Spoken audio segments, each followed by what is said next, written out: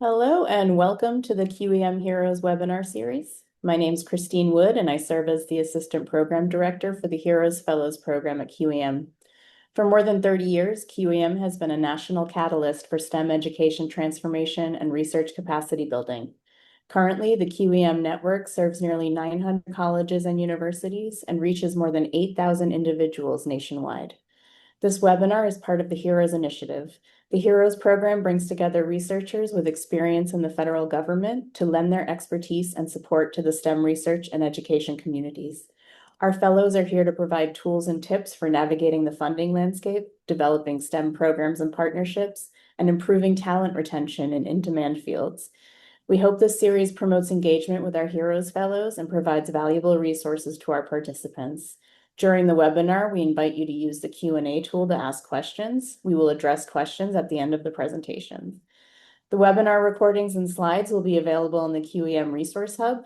By attending this webinar, you will be added to the QEM network and granted access to the Resource Hub. And I am so happy to introduce our presenters today. Dr. David Richards is a HEROES Fellow with QEM Network and an associate with Agora Education Research.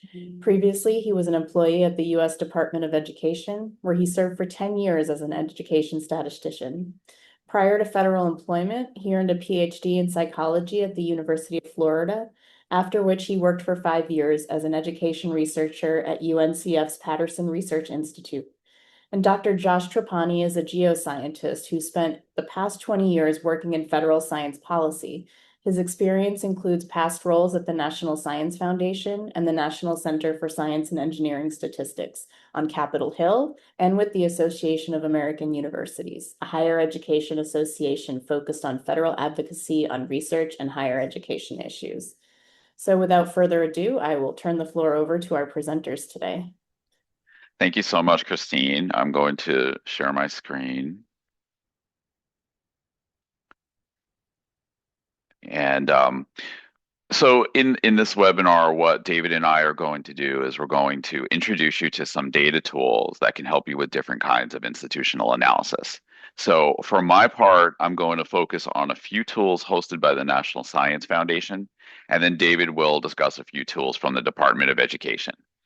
I would like to emphasize at the outset that I chose the specific tools I'm going to show you very much with institutional analysis in mind, but we're really just kind of scratching the surface of what's available here. And what you'll see today are some fairly quick, superficial introductions to make you aware of the tools and show you some basic functionality. There's a lot more that you can do, and at the end, I'll briefly discuss some ways to delve deeper.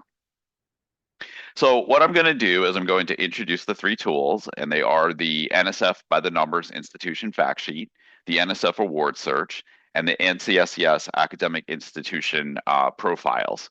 We're going to look very briefly at some contextual information about the tools, and then consider the kinds of questions that they can help you answer.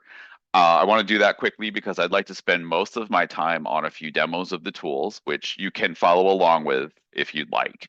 And then at the end of my presentation, I have all the links to the things I talk about, as well as ways to explore further. So before I even introduce the tools, I would like to spend a moment clarifying a few acronyms because I think this will help you understand some of the relationships and differences between the tools and the data. So when David speaks next, he will focus on NCES, the National Center for Education Statistics. I will leave that to him, except to say that it is an independent federal statistical agency that is part of the U.S. Department of Education. Like NCES, NCSES is also an independent federal statistical agency. It's one embedded within the National Science Foundation. NCSES is the National Center for Science and Engineering Statistics.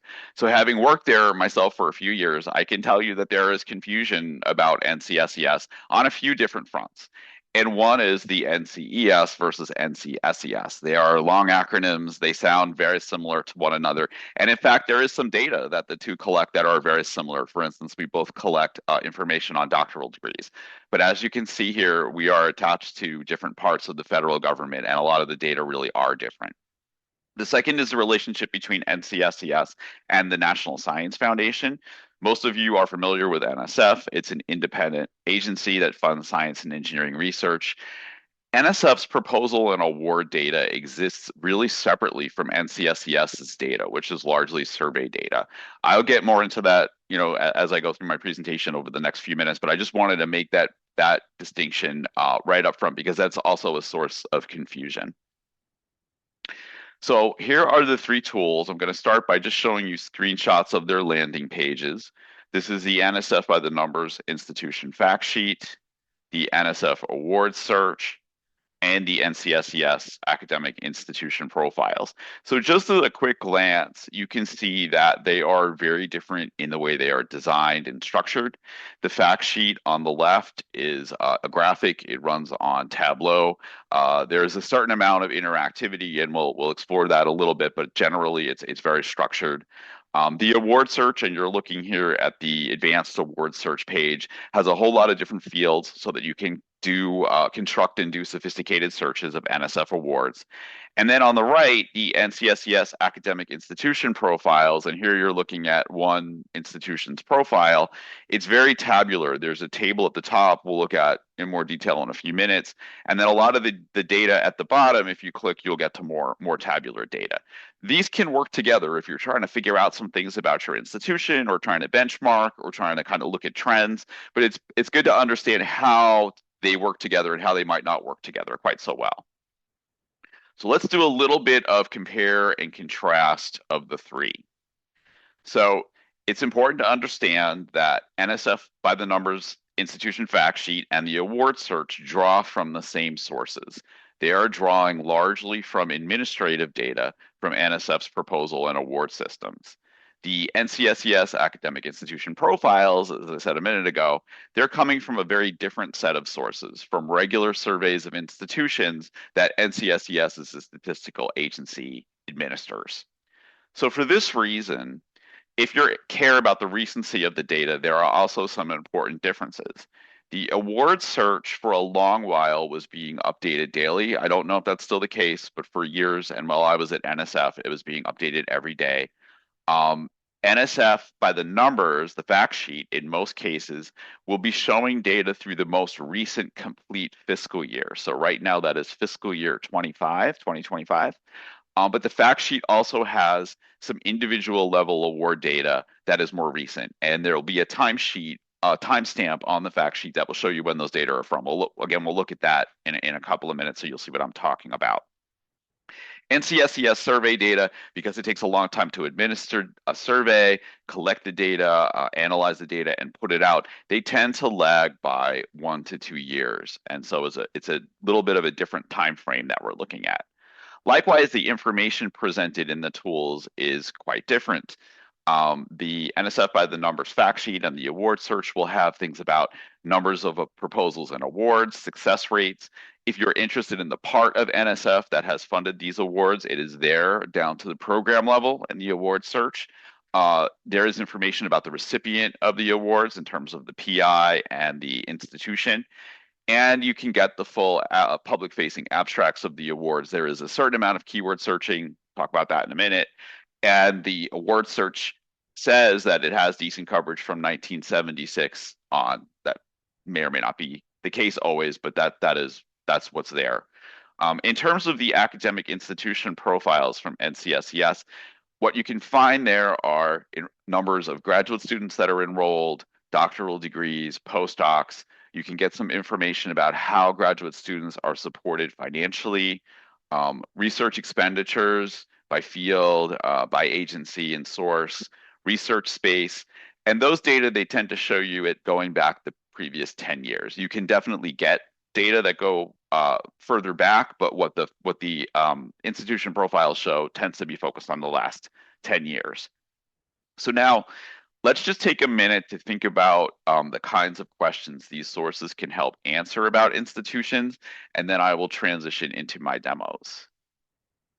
So if you're interested in an institution's overall NSF portfolio, the institution fact sheet is definitely the way to go. Likewise, you can easily find trends on success rates information about the biggest or most recent awards to specific institutions.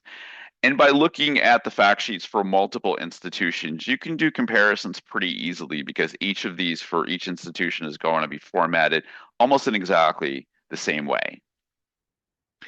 The award search is for when you want to dig into NSF awards at a finer detail than directorate. So if you want to know what divisions and programs are giving the awards, or if you wanted to look at the award history for a specific PI.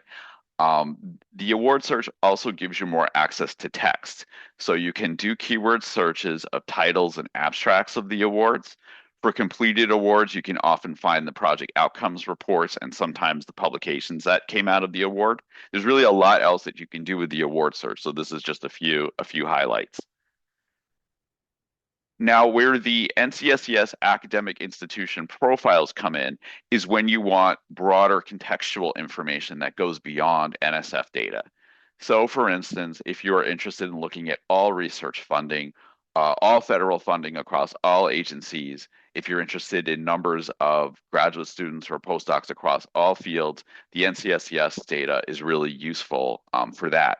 It is easy to find trends for the institution and the tool tries to make it as easy as possible for you to look at rankings or benchmarking, and we'll look at that in a sec. So I think I've now talked enough through about the tools that we can start to take a look at them. We're going to go to each one in turn, and we're going to just do a few simple things. If you're able to and would like to follow along, I think Christine has a way to give you the URLs to do so. I'll just tell you what we're going to do, and then we'll go do it. We're going to go to the NSF by the numbers institution fact sheet first.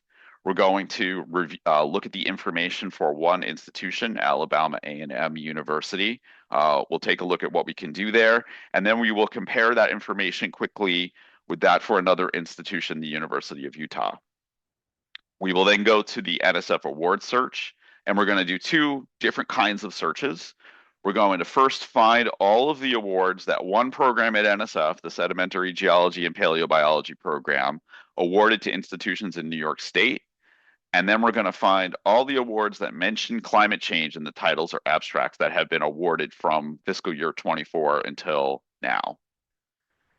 And then finally, we'll go to the NCSES academic institution profiles, and we will do a quick eyeball comparison of federal research expenditures between two institutions, MIT and the University of Alabama at Birmingham, so that we can get a sense of how this tool can let us see differences really quickly and easily.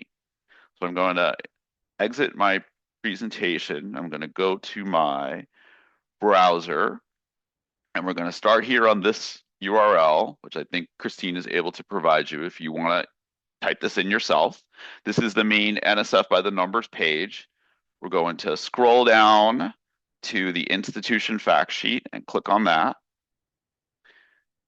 And it will pull up, you can see this is a Tableau external server kind of a page. This is Alabama A&M University. It defaults to this institution for whatever reason. You can see we've got the name and location of the institution up here, that it is an MSI and what categories of MSI it fits into. It's an emerging research institution. It is in a current EPSCoR state. This is the timestamp of the data that I mentioned before.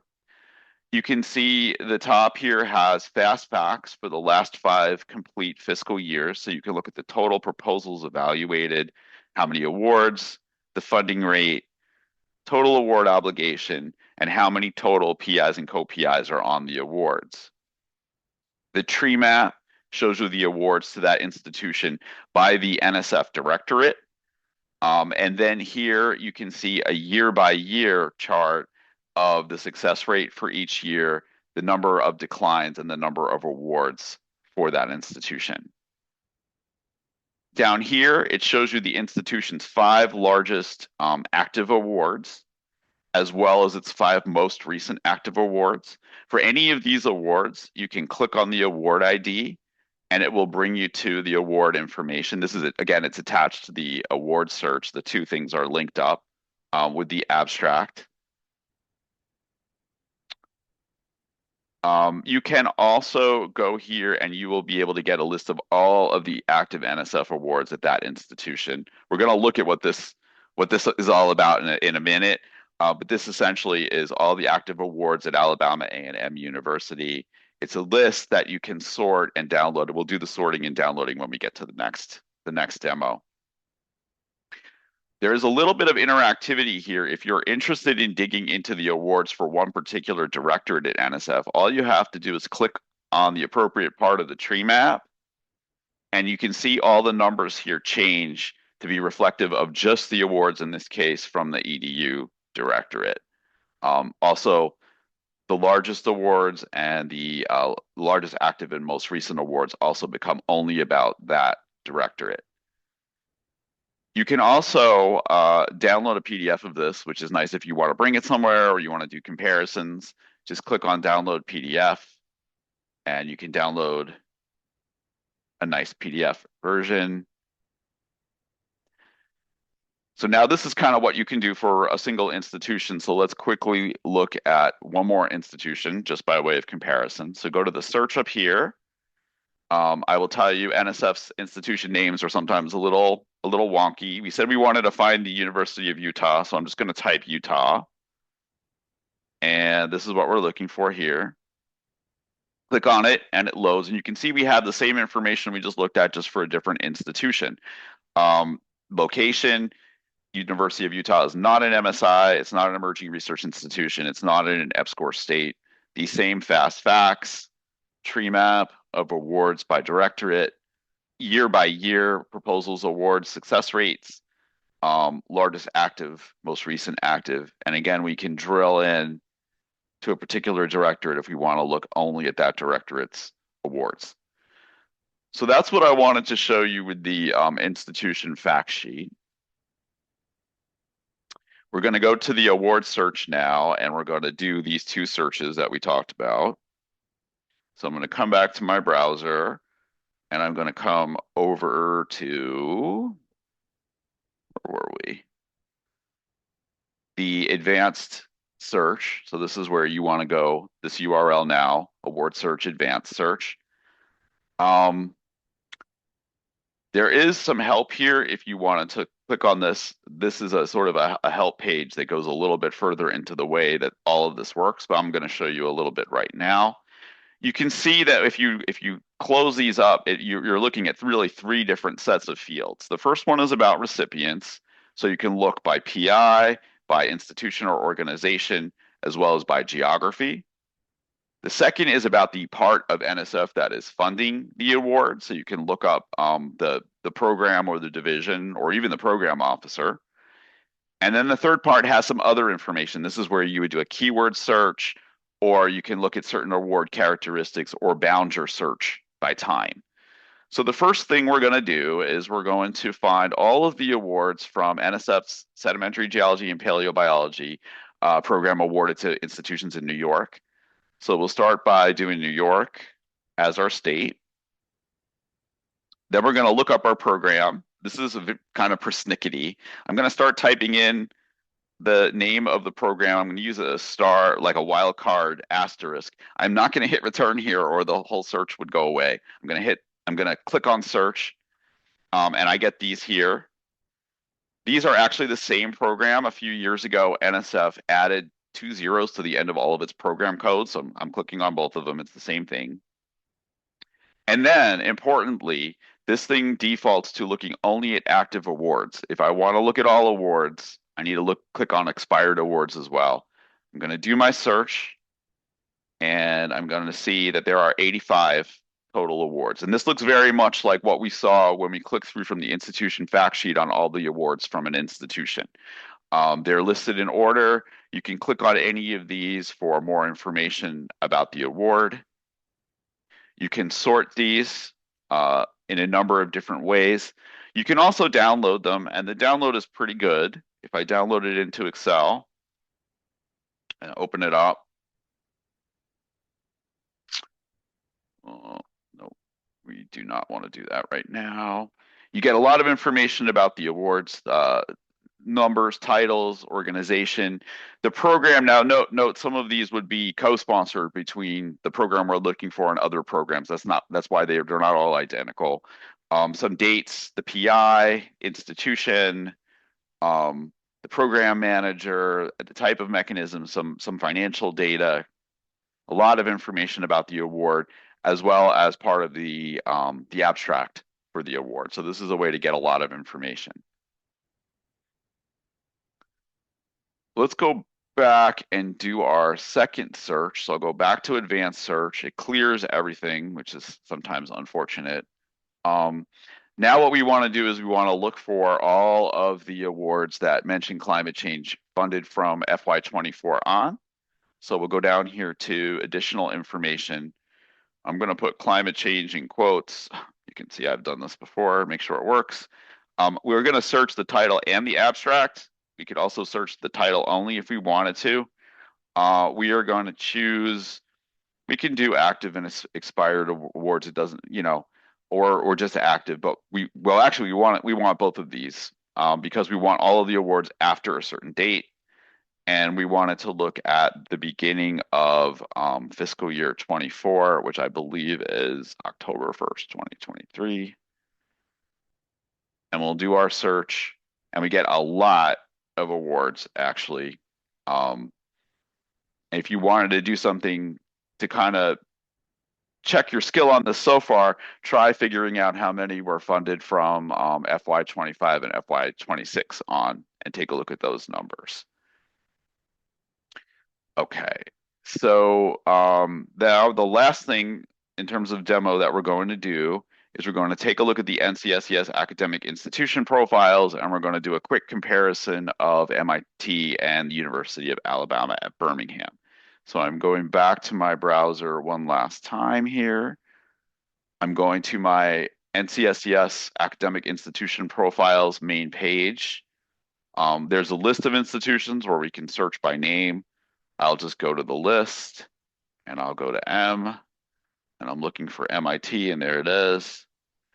So for all of these institution profiles, the top is going to be a table like this. And what they're trying to help you do is sort of rank and compare. What this is showing you is for these kinds of data, doctorates, graduate students, R&D expenditures, and research space, for the last 10 years that they've got the survey data, what rank this institution was out of the total number that responded to the survey, as well as the percentile for the institution.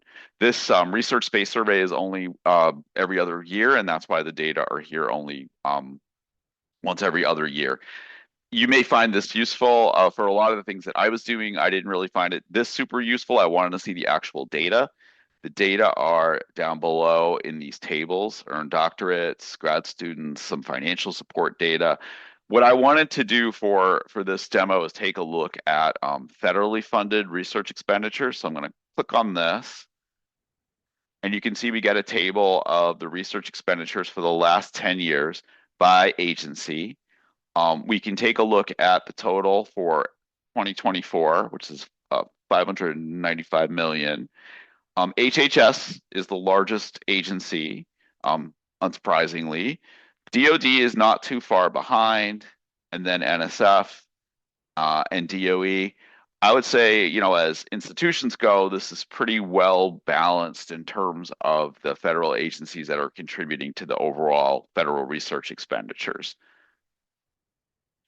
So I am going to actually leave this page up for comparison purposes. And I'm going to open another one so we can do a quick comparison. Now we're going to find the University of Alabama at Birmingham. So I don't want to search, actually. Let's just go to the list. And there it is. And you can see it's the same sort of format as the other one. So if we wanted to do a comparison, we could see, for instance, on earned doctorates, MIT is 16, UAB is 114. So if you wanted to compare that way, you could do that as well. The same data are down here. If we take a look at the same table, federally funded by agency, you can see the expenditures are a little bit lower. And again, if we click back on this table, we can do this comparison side by side. This is MIT. that we just looked at. This is UAB.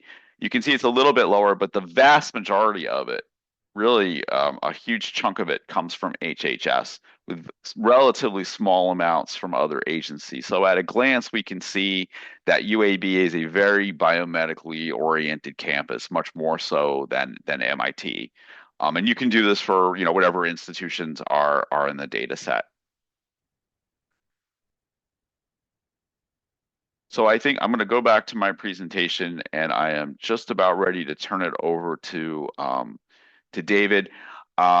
Before I do, I just want to show you this last slide. It's got links to the tools. It also has links to a few other resources. I also wanted to say that, in my capacity as a QAM fellow, I am planning to give another webinar that will give much more information about NCSES and NCSES data. That is yet to be scheduled, but it will appear on QEM site once we have it on the calendar. So if you're interested in that, stay tuned. And finally, I just wanted to say that, as fellows, we're here as resources for you. If you have questions or you're trying to figure something out, when you think these tools might help, or you're not sure, or you want a more leisurely walkthrough, feel free to schedule an appointment and we can talk about it. I have worked quite a bit with NSF and NCSES data, so I probably have a pretty good idea what is and is not possible or wise with these tools. You can use this simplified URL that I put here, or you can go to QEM's website and set up a time with me. And with that, I'm going to stop sharing and turn it over to David, who will talk about some of the tools from the National Center for Education Statistics and the Department of Education. Thanks. Yep. Thank you very much, Josh. That was a really informative presentation. Thank you for that. Let me see. I got to find the share button here for my presentation. There it is, screen one, share. So sort of another title slide there. So my name is David Richards. Before I was a QEM fellow, I was a statistician, an education statistician for 10 years at the National Center for Education Statistics in the U.S. Department of Education, where I was primarily responsible for post-secondary education data, which is what brings us to the topic of my portion of this presentation, which is one of our largest, most robust, longest running, and most useful and informative post-secondary education data sets, which is the Integrated Post-Secondary Education Data System. And keeping on a theme with Josh's portion of this webinar, this is a very large data set containing institution-level post-secondary data. So once again, if you're interested in data on post-secondary colleges and universities in the United States, the IPEDS data system will be a good complement to the tools that Josh previewed for you.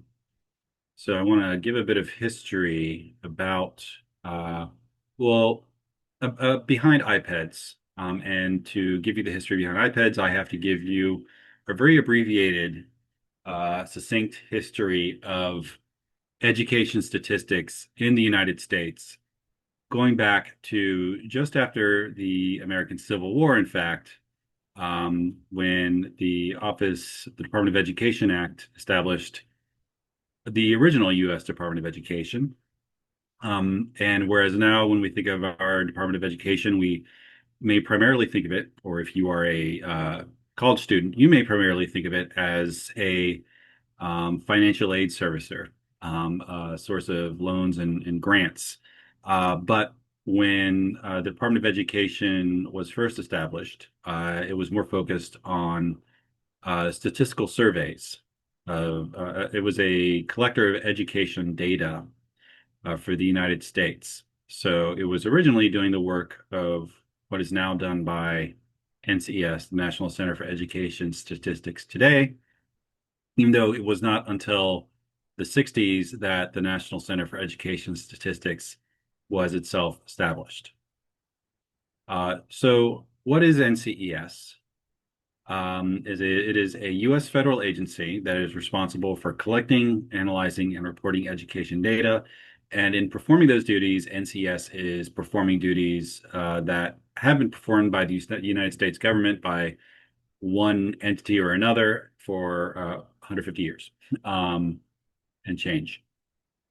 So it's continuing a long tradition of this work. But NCS as it currently exists was established by law. It is part of the Institute of Education Sciences, or IES for short, which is itself part of the United States Department of Education. Although it predates both of these, and it wasn't a part of the IES until more recently due to an reorganization, I think maybe a decade plus ago.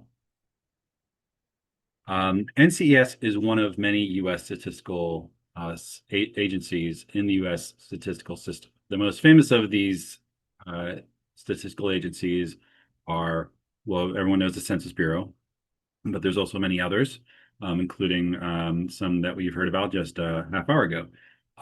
So it is one of a family of many such U.S.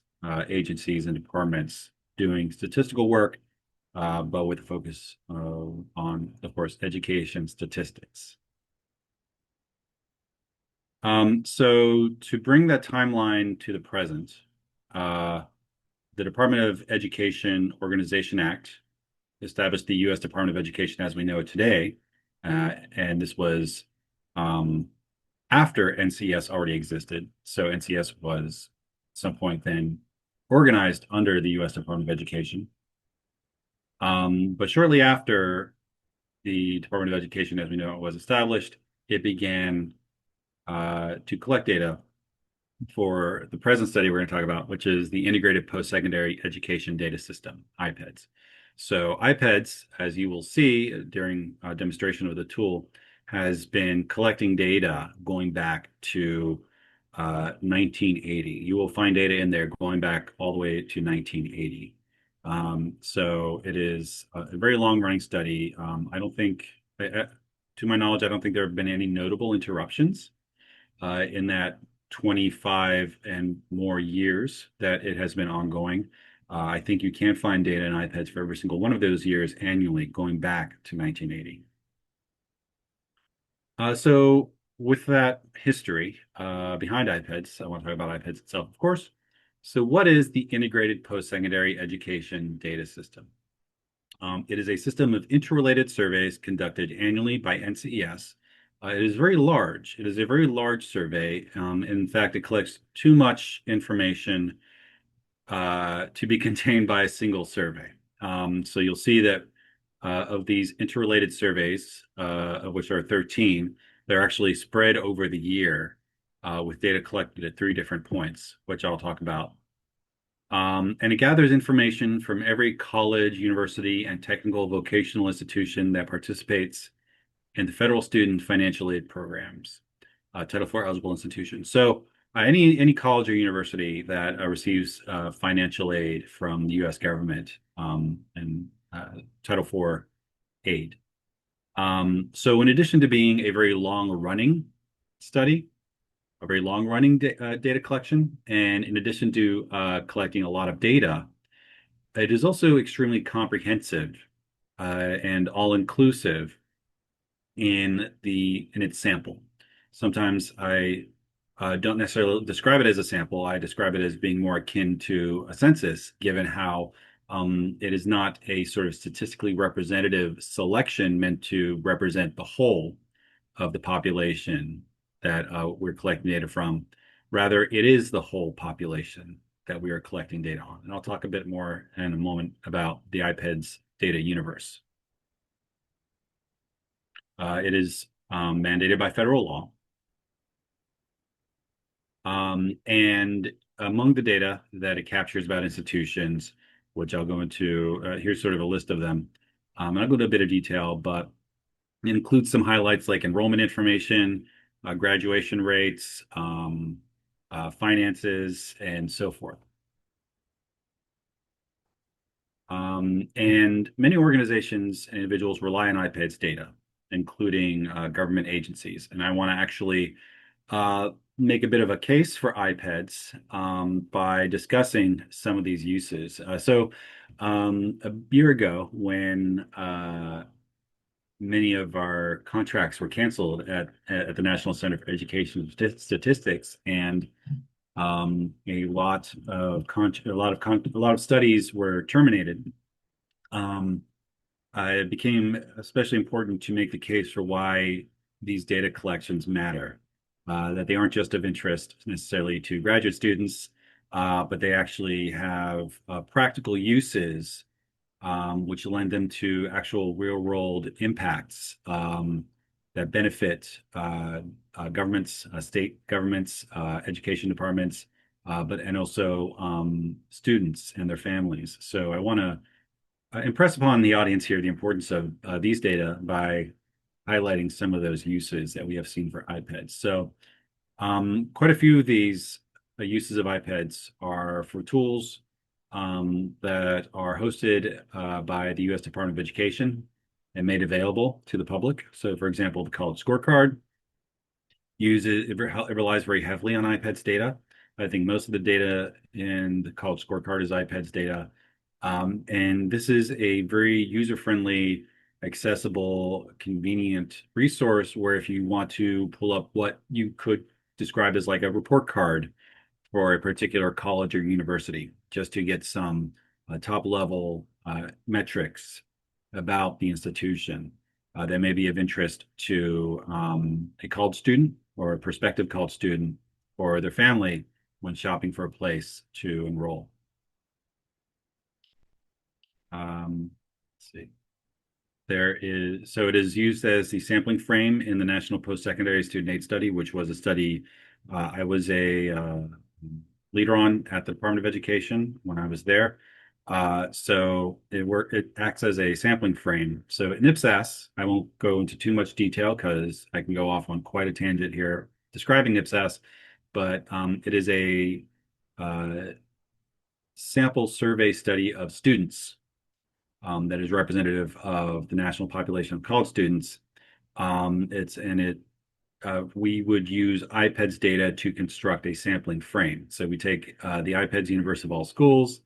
We would take a representative sample of those schools, and then we would use that to subsample the students at those schools. So iPads, the point being, it's a very useful and robust administrative data set that can be directed towards a lot of secondary applications and research designs, making use of it.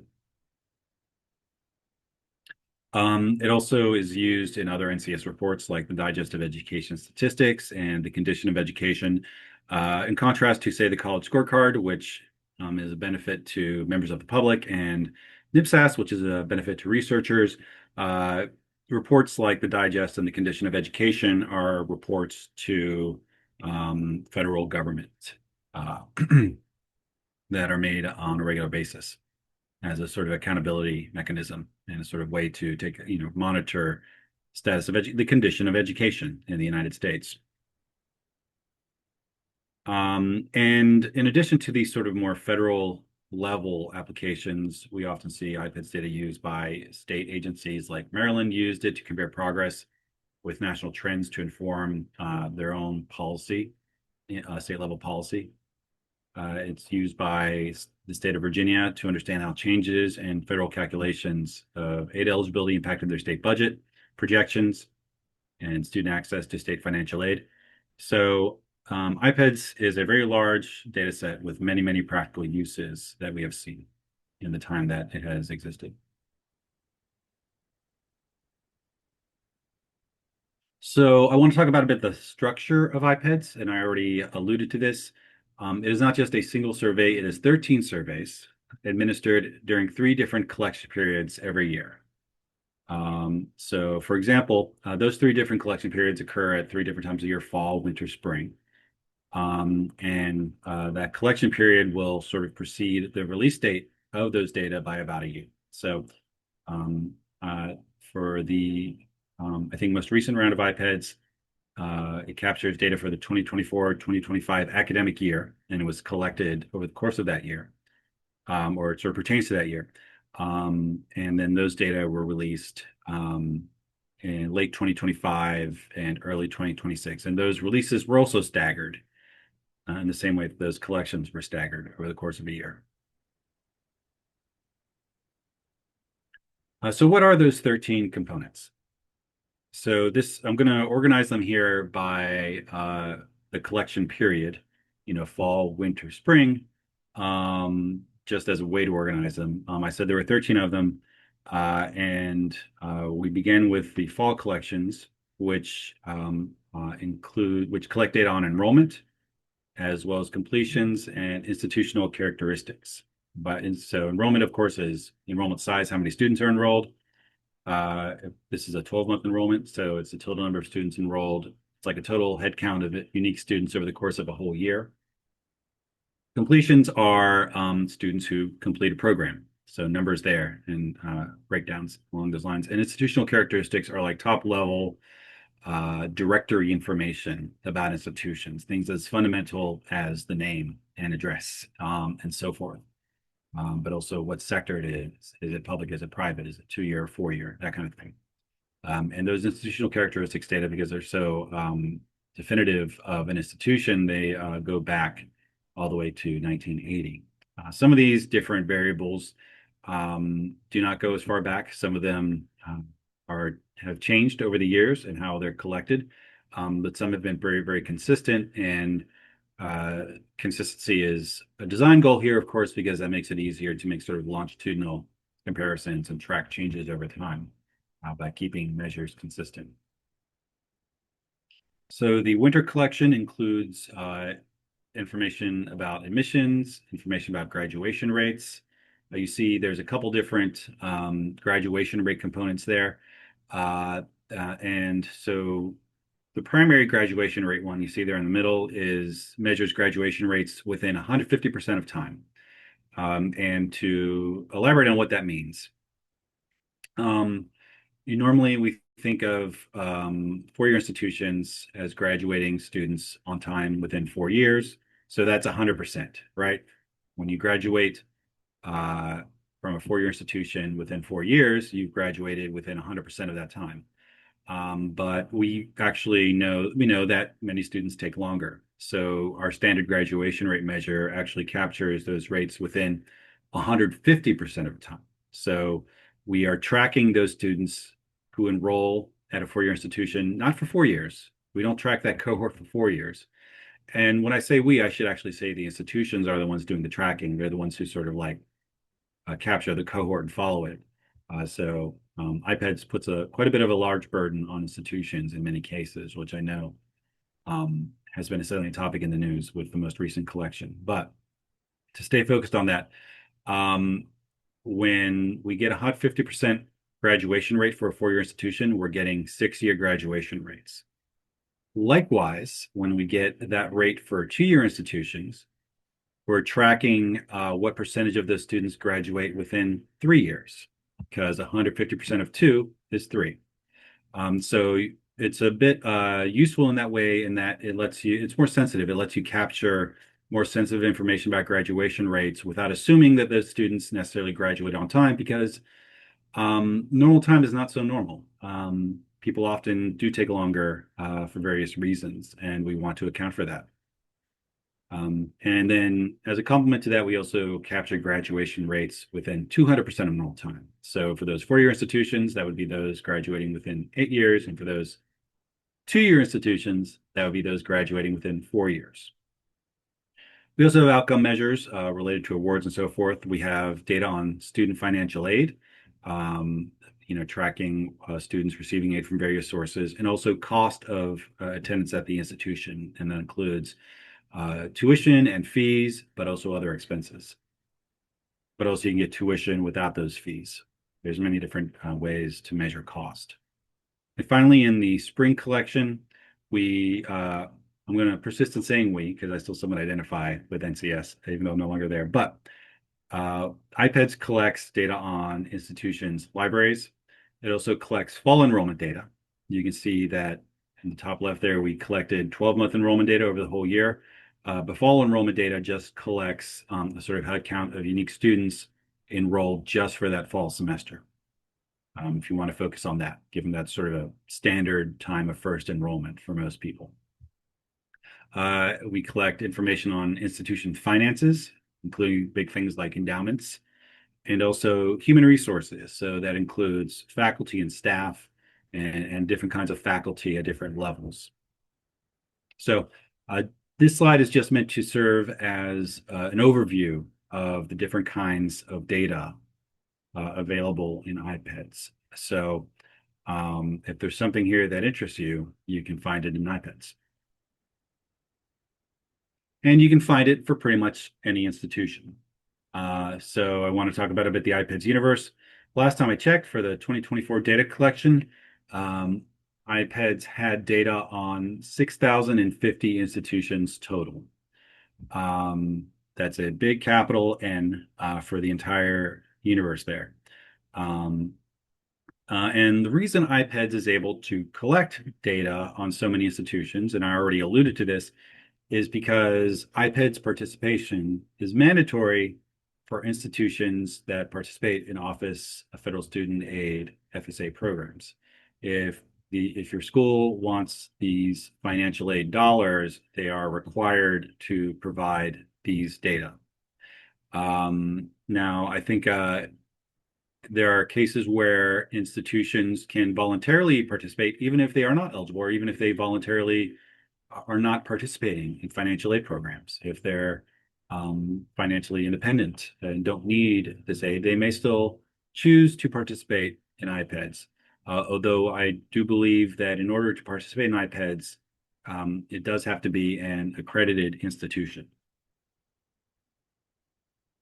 So when I say that iPads is very all-inclusive in this way, you have to really expand your conception of, your whatever. When you think of a college or university, go beyond what kinds of schools may first come to mind when you try to think of a college or university, because it may include your state flagship institutions and your Ivy Leagues, but it also includes everything to vocational schools and beautician schools, and technical schools, or your for-profit institutions and so forth. So iPads collects data from institutions at all levels, be they 4-year or 2-year or less than 2-year institutions. And of those 4-year institutions, they might be doctorate granting. They might not be doctorate granting. And you can also get more precise about the kinds of institutions you're looking for in terms of what kinds of awards they award. And also all schools from all sectors and all control types. That is to say, are they public school institutions? Are they private non-for-profit institutions? Are they private for-profit institutions? They are in iPads. And they could be degree granting or non-degree granting. Okay, so I hope I have piqued your interest in the iPads data. And I hope I've made you curious about going into iPads to seeing what you can find. Either you're interested in looking up a particular school, or you're interested in looking up data for a particular variable. So I do want to give you a quick little introductory course on how to access iPads. I see Christina shared a link to the iPads landing page. Thank you, Christine. So anybody who wishes to can sort of follow along at home. One thing I want to note is that iPads data is public, so anyone can use it online. This is not true of all NCES data, because a lot of NCES data is restricted. Usually restricted data is data that contains variables on the level of individual students or teachers or people. But iPads data is institution level data. So there's a much reduced risk of disclosure of individuals being identified in the iPads data. That risk is non-existent, but the folks responsible for processing and preparing and publishing the iPads data do have measures that they take to remove that risk of disclosure and identification. But that's a technical topic we don't really have time to get into right now. Point of it is, you don't need a license to access iPads data. All you need is an internet connection. And you have one if you're watching this webinar. So you can just jump right in, which we will do. So to get started, you can navigate to the iPed's website at ncs.ed.gov/iPeds/. I'm going to toggle over to that landing page. Does everyone see this browser window? Great. Okay. So this is the iPed's landing page. Primary source for information on U.S. colleges, universities, and technical and vocational institutions. Now, depending on why you are here, there are different parts of this web page you may want to navigate to. Of course, you can start off with some top-level information about iPads, most of which we've covered, but you can always review here.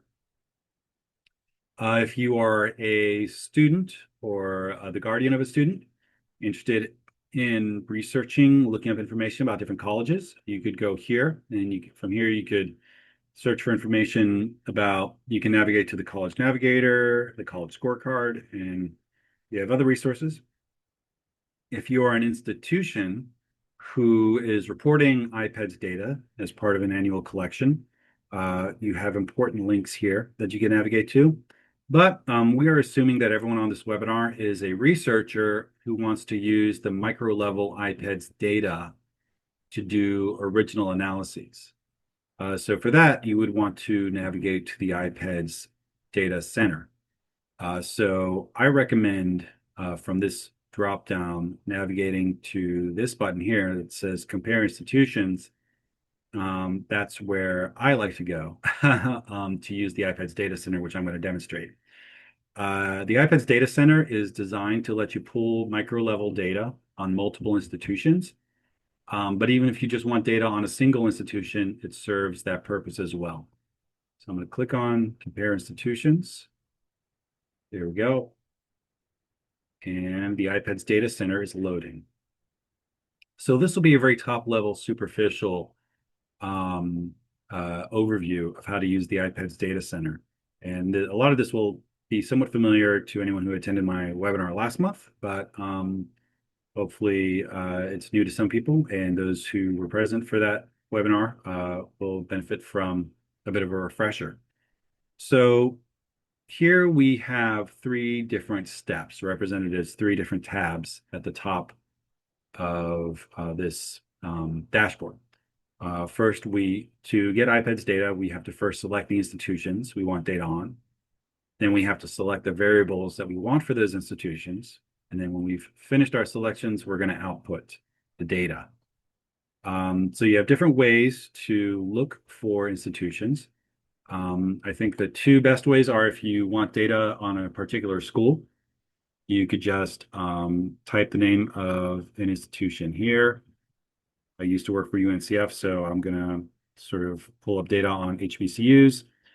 So here you can find iPads data for Morehouse College in Atlanta. But you could also pull data for the Morehouse School of Medicine in Atlanta, Georgia. So I'm going to go ahead and grab this one, Morehouse. I've added it here. Okay, what if I want both? School of Medicine. Okay, what if I'm building a whole list of private HBCUs? Spellman, well, this is getting to be a sort of time-intensive process. I want to smooth things along by assembling a list of institutions by group. So in this case, instead of entering the name of every single institution I'm interested in one at a time, I'm going to go to this easy group option. And here you've got a menu of different groups of institutions. So let's say I'm interested in private HBCUs, like I was putting a list together just then. Well, I could check a box for HBCUs, and you see that I am selecting now 102 institutions, but that's going to include public as well as private HBCUs. So why don't I go here to sector, and I'm going to click the boxes just for private, all the privates. I don't think there are any private for-profit HBCUs, but just to be safe, I'm selecting boxes for all of the private institutions. And now that running count at the top is updated, and I know I'm capturing data for 51 institutions. So I'm going to search. I'm going to those two previous institutions I found should be part of this set. So I'm going to combine the two and eliminate duplicates. Here we go. So now I have selected 51 institutions based on those criteria. So this is a list of 51 private HBCUs in the United States. Once I'm satisfied with my selection, there are other ways you can find it. You can do it by variables. Perhaps you want, I don't know, institutions only with a certain minimum endowment size. You could find an endowment variable and set a criteria, sort of what the minimum endowment you want is, and just choose those institutions and so forth. But that's a little advanced. I think we're satisfied with all of these. So I'm going to click on continue here, and we're going to go to step 2, which is to select variables. I'm going to pull one variable. We'll find frequently used, and let's see. Let's get graduation rates off the top. There it is. So you have a list of variable topics here, and this is sort of a branching tree menu, and you see that each of these top level categories correspond to one of those survey components we discussed earlier. I want to speed things along, so I'm just going to get graduation rates. I'm going to click continue again, which takes us to step 3, which is the output.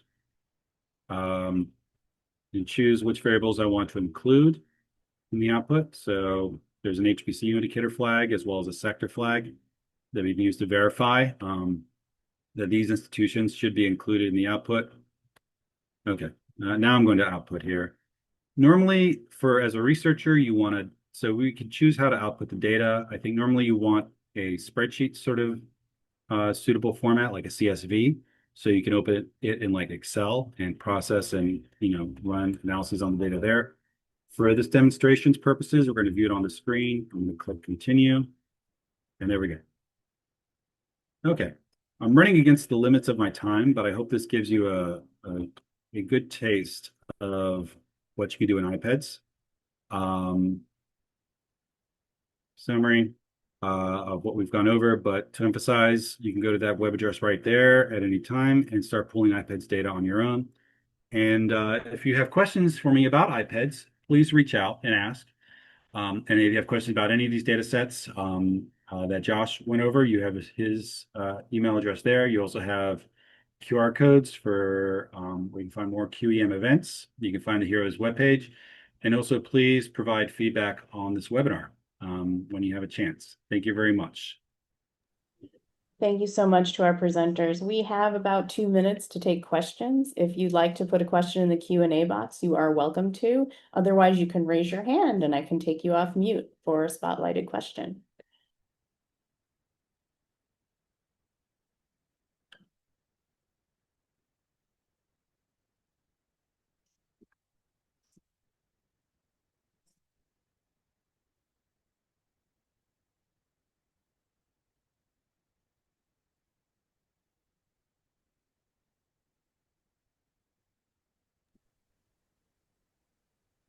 I think your presentations were just so thorough that they don't have anything to ask.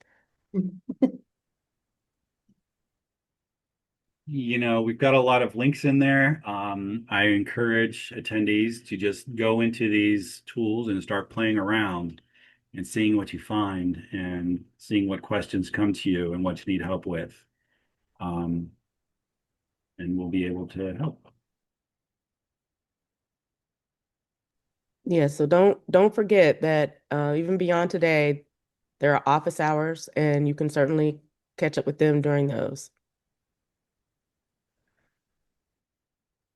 And Patience Eboué says, thank you. I enjoyed the session.